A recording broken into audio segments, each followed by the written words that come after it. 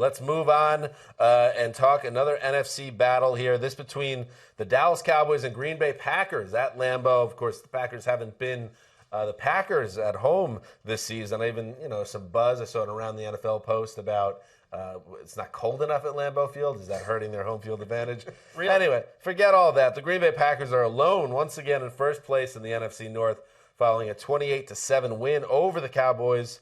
This is Mike McCarthy's first game back as the play caller. He took that gig back, and the Packers leaned on James Starks and Eddie Lacy, who both had very nice days in the win. Mark, are the Packers back?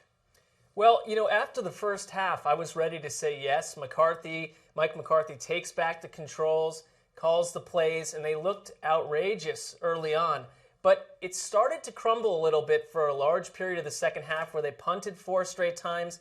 The Packers still really struggled to convert third and short, and it really was the ground game. I think it was the commitment to the ground game, 230 yards rushing, their most in 11 seasons.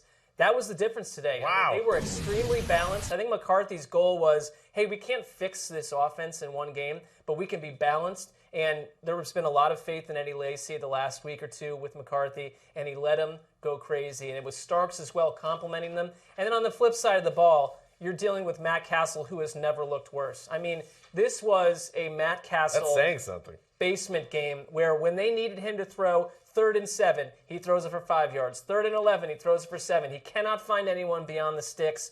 And really it was the defense shutting down Dallas in the second half that allowed Green Bay in the end to just heat up, use the ground game, and punish Dallas late. Packers get 81 plays in this game, which is a ton, and they wore the Cowboys down. You're right. It was only 14-7 there in the fourth quarter. It looked like the Cowboys were in this game, and they got the ball a couple times where, they could have driven and tried to score the game in the fourth quarter. And then there was one, the touchdown drive where Eddie Lacy and Starks started to get it going.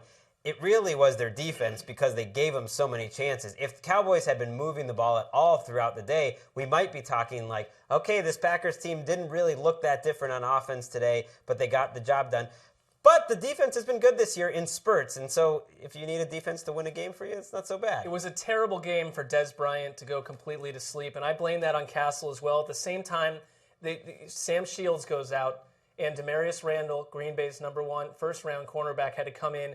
And at that point, Dez Bryant had 1 catch for 9 yards. He finished the game with 1 catch for 9 yards. He had a drop or two. Yeah, 3 drops. Terrible drops. And it's not all. I don't think Dez is out there. He's not fully healthy. We know that. But it is a Matt Castle issue. And Dallas I think you're being too hard on Matt Castle, by the way. Did you watch this game? No, I'm saying you're taking a Cowboys offense that does not have a running game, has Jason Witten, who's running around like a mummy at this point. He can't move anymore. Dez Bryant clearly isn't right. They don't really have a second receiver to lean on. This offense isn't that good. So asking Matt Castle to raise them beyond mediocrity is asking a lot. Well, hold on. Wait, let me just finish. What were they doing when Tony Romo was playing? Not much. Nothing when Brandon Weeden was playing. It might not be beyond the quarterback. What I will say is they did get a running game today.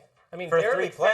McFadden, it wasn't a lot, but Darren McFadden put them down at the goal line with true. a chance to score, and Castle throws an end zone pick that went off Dez's hands. That was the biggest play of the game. I know who Matt Castle is. It's not a shock that he's up and down each game, but this is a quarterback that looked as dysfunctional as Brandon Weeden ever did. And that was the whole point. Oh, but he gives us a solid veteran presence. Well, the same thing the Bills said. And he's just not that player. Yeah, he's not anymore. 1/3 of Ryan Fitzpatrick. Well, he's also 35 or 36 years old. He has no arm power. Maybe like players like Tom Brady don't age that much, but it's like he's been in the league a long time. You're right. It's time to get rid of Matt Castle.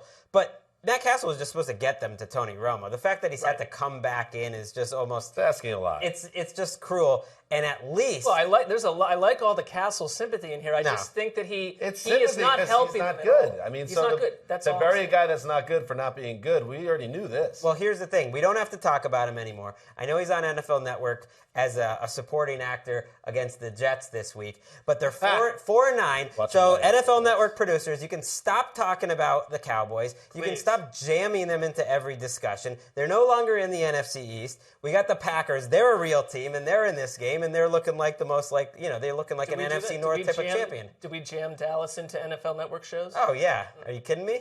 He's like, let's talk about them. Let's send our reporters there. Single-handedly dooming his career one word at a time right now.